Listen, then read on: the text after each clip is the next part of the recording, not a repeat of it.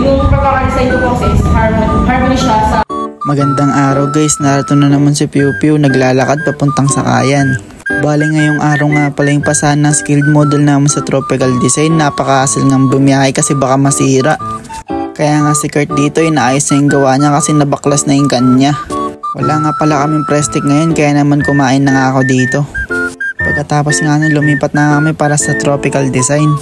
Kailangan nga rin pala namin ipresenta sa harap ng klase.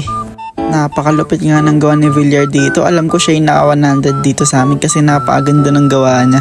Nilatag na nga rin dito yung mga gawa ng mga klase namin kasi kailangan namin pagbotohan dito kung ano yung pinakamaganda.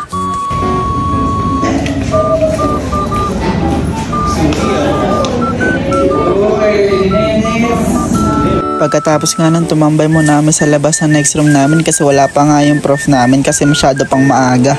May bata na.